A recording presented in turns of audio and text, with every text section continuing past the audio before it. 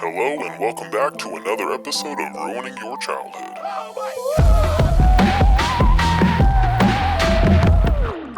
Welcome back to another episode of Ruining Your Childhood, one sculpt at a time. Last week, we traveled through the portals of Rick and Morty and brought the genius himself, Rick Sanchez, into the real world. But let's be honest, we can't have Rick without Morty. So naturally, this week, it only felt right if we continued the adventure by sculpting the nervous, awkward, constantly panicking teenager himself. So that's right, today we are going to be sculpting Morty Smith. Morty's honestly a hilarious character. He's always just being thrown into the craziest situations, just having to roll with it. You know, whether he's running from aliens, monsters, Scary Terry, or just having to go through one of Rick's terrible ideas, he's always just way over his head and he's honestly just a nervous wreck the entire time. But anyway, now that we have the rough structure of his head and his eyeballs in place, we could go ahead and start building up his lower eye bags. I went ahead and took some flattened out pieces of clay and then shaped them into these little C shapes. And then I took those, stuck them underneath the eyes, and then I just went around blending those in. And I was pretty happy with how those lower bags were looking, so we could go ahead and move on to his upper eyelids. For this, I just took a very thin flattened out piece of clay, laying that over top of the eye, just barely touching the eye, and then I'm just gonna go in after blending that in with this silicone sculpting tool to give it a little bit more refinement and shape. I was pretty happy with how those eyes were looking so far, but I did want to add a lower lid just to give his face a little bit more expression. Like I was saying previously, Morty is a nervous wreck, so we are going to be trying to embody that here. So I want him to be looking off into the distance, just horrified by something that's probably gonna ruin him for the next 20 years. But now that we have his lower bags in place and all blended in, we could go ahead and start working on his upper brow ridge. I'm just gonna be taking these two little worms of clay, sticking those over top of the eye, giving him that classic worry eyebrow. Once I was happy with the shape of that, we can just go in with my fingers and this silicone sculpting tool to start blending that in, making sure that we're keeping to the contour of the face. Now that I have his eyebrow ridge to the shape that I'm looking for, we can go ahead and move down and work on his nose. I went ahead and pinched off this little loaf of clay that I'm going to be shaping into this tiny little triangle. Once I was happy with the size of that, we could go ahead and stick that onto his face, finding where his nose should be. And once we had that on, we could actually go in with my silicone sculpting tool to start giving it a little bit more refinement as we blend it in. I'm trying to find a good balance between a realistic nose and a nose that actually matches his from the show. So once I had a decent base, I could go in with a very small ball stylus to start poking in some nostrils. And then from there, I'm just gonna go around finagling with that nose for the next 20 minutes until I get something that I'm happy with. Satisfied with the nose job, we could go ahead and start working on his mouth. Just gonna go in with a very small ball stylus and kind of pencil in what I think his mouth should look like. But once I was happy with the size and shape of that mouth, I could go in with this little scraper tool to start scraping out all the clay. Once I had a decent amount of it, I could then go in with the back end of my X-Acto knife to really refine the shape and kind of smooth things out. Now I was noticing his head was a little too round, so we are going to be bulking out his chin a little bit. For this, I just took a little piece of clay, slapping that on beneath the mouth, and then blended that in. But now that we're done with the exterior of the mouth, we can now work on the interior by adding his little teeth. I made these little rock chompers off camera by using some translucent clay. I like to use translucent clay when I'm making things like teeth because it gives it a really nice yellowed look, has a slight transparency to it. Now in the end I do go over top of them with a white wash just to make them a little bit lighter, but it's a good start. But now that I have most of the main facial features in their place, I could go around with a variety of different sculpting tools to start adding some detail. But while I'm working on those details, I just want to take a moment and say thank you guys so much for checking out the video so far. I really hope you guys are all enjoying it. If you guys are, I'd really appreciate it if you could hit that like button, and if you're new here, I'd really appreciate it if you could subscribe. But now that we're done adding some details, we could go ahead and move on to his ears. Start off with a little ball that I smash flat, slice in half. I could then take those little smash ball slices, pressing those onto the side of his face. Once I had both sides in their proper positions, I could then go in with a very small ball stylus to start to give those ears some inner ear detail. Now that we have his ears firmly fastened to the side of his face, his head is pretty much done, so we're just gonna be finishing things off by giving his skin some texture by taking this natural sponge and just gently dabbing it on the surface of the clay. I feel like this gives it a really nice kind of pory look, gives it a little bit of texture or grit. But with that, his head is complete, so we can pop it in the oven for its first bake. And with Morty back from the oven, we can flip him over, revealing his hole that we're gonna shove this piece of armature wire in. Once we have that wire firmly fastened into his head, we can start bulking out his body. So went ahead and took this little block of clay that we're gonna be sliding up that piece of armature wire. Once we get that to the top, we're gonna go ahead and just do a little bit of shaping around the neck, just pressing it into the head, smoothing everything out as we go.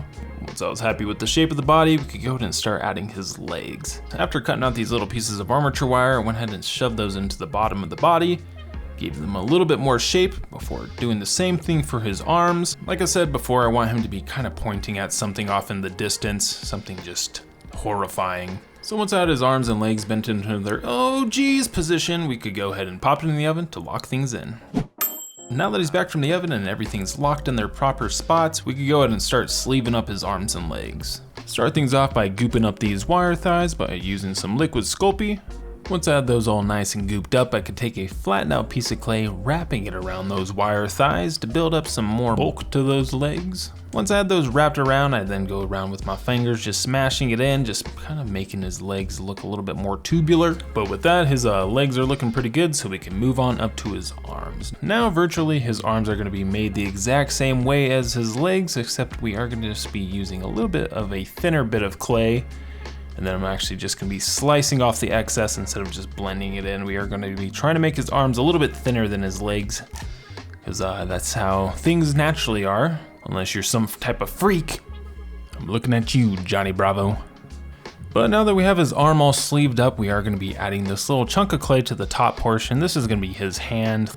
So once I had that hand pressed onto the top of his head and blend it into the rest of the arm, I just go around smoothing everything out. And once I was done with that first arm, I went ahead and did the other one off camera. Now we could go ahead and start adding some more detail to his clothing. To start things off, we're gonna be adding his sleeves to his shirt. For this, I just took a flattened out piece of clay, wrapping that around his bicep, slicing off the excess bit of clay. I then go ahead and blend that seam in and then also the sleeve into the rest of the body before going over to the other side, repeating the exact same process by taking a flap of clay, wrapping it, slicing it, rubbing it. That's really all there is to it. But with his sleeves done, we are going to be adding some wrinkles extending from underneath his arms.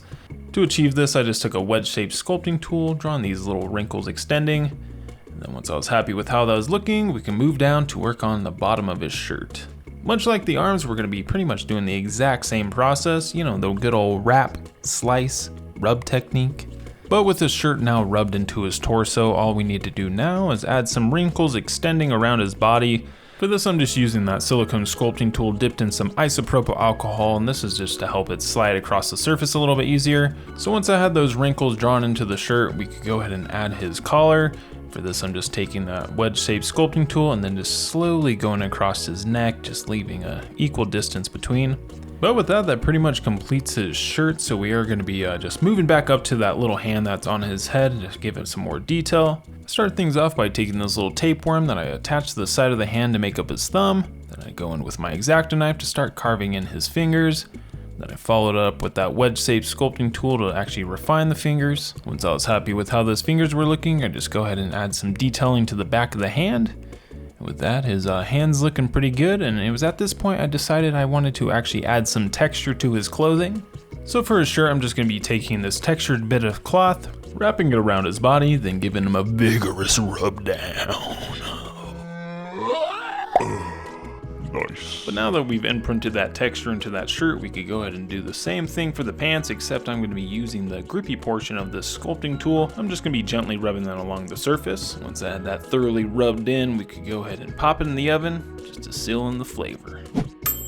Now that we got Morty back from the oven and we sealed in that texture, we could go ahead and finish things off by finishing off that last hand and working on his feet. Much like the first hand, we're just going to be sticking a little nug of clay onto the end of that little wrist bit. And once I had that blended into the rest of the arm, we could go ahead and start shaping things out by taking my sculpting tool and just using the handle. I'm just going to be kind of making this more into a box shape to start forming out his fist. I then go from the corner there, just pulling out little bits of clay to start working out that finger. After a little bit more fist refinement and finger shaping, I can then go in with my wedge-shaped sculpting tool to really start bringing out those fingers. And to finish off the hand, I use this little tapeworm of clay, sticking that underneath the main finger to make up his thumb. Then after a little bit of refinement, his hand's looking pretty good, so we can move down to work on his feet. Now you might have guessed it, his feet are made very similarly to his hands. Unless you're cat dog, then your feet are your hands. Anyway, For this, I just took another dank nug of clay, slapping that onto the front of his little ankle. Then after a little bit of refinement and shaping and a little loop-de-loop and pull, his shoes are looking pretty good, so we could go ahead and pop into the oven for its final bake. And with Morty's body yaddy back from the oven and fully baked, we could go ahead and start the painting process. Now I like to start things off by painting the entire thing with an initial base coat of its initial base coat colors. We're going to be starting off with his shoes, and for this we're going to be using a color called Death White. It's deader than all the others. I don't know what that means.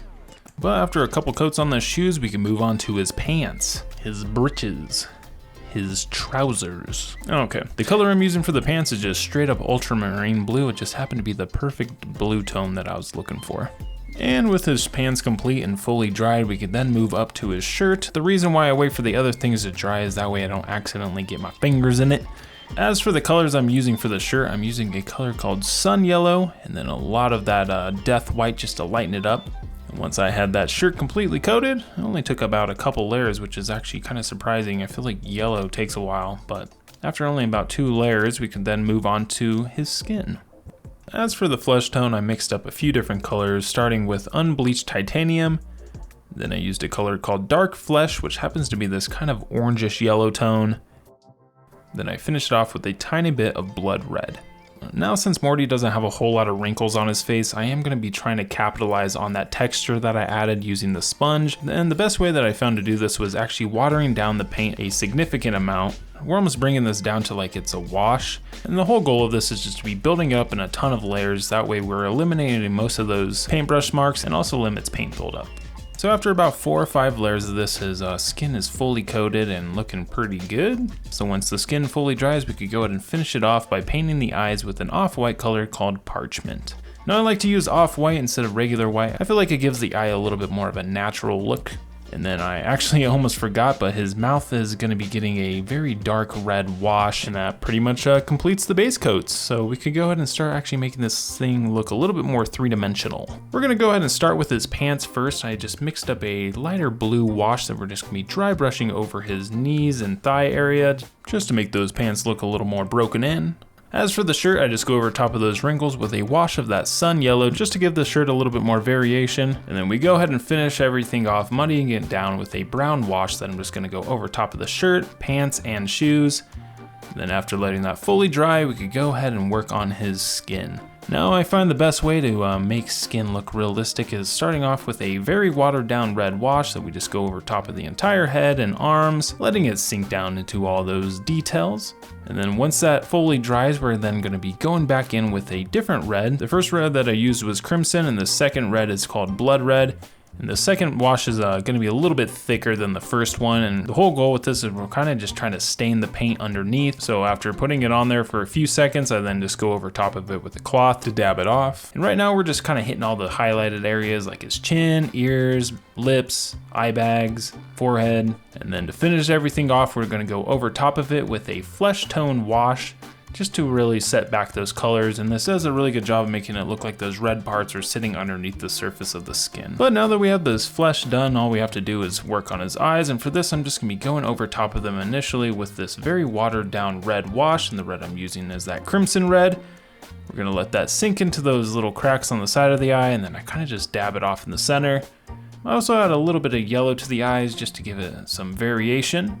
Then I know in the cartoon he only has a black pupil, but I like to add some color to his eyes, so we are going to be making his eyes dark blue. For this I'm using a ball stylus dipped in some ultramarine blue. Then once I have that on and fully dried, we could follow that up using an even smaller ball stylus to add the black pupil. And with that, his skin is pretty much done, so we can now just start adding some final details. Now to make his eyes feel more glossy and more lifelike, I am going to be using this UV resin. I'm just going to be dabbing that on and then using this little stick here to kind of spread it around the eyeball. I then follow that up and do the exact same thing for the other side, and then all we need to do is hit it with our handy dandy UV light. After blasting his corneas for about 10 seconds, his eyes are looking mighty glossy. I also did the same thing for the inside of his mouth. I just didn't film it. But now that his eyes and mouth are all glossed up, we could start adding his hair. Now for this, I'm just using some combed out yarn that I then could glue to the top of the head using this stuff called Fabric Fusion. I start from the front and then I just kind of pull it back over top of itself, kind of moving it around until it's in the right spot, and then after it fully dries I can then go in with some scissors, slicing off the little excess bits, and I just repeat this process multiple times until his head is completely covered with his luscious little brown hairs. And with that and a little bit of off-camera detailing, we're onto those JCPenney glamour shots.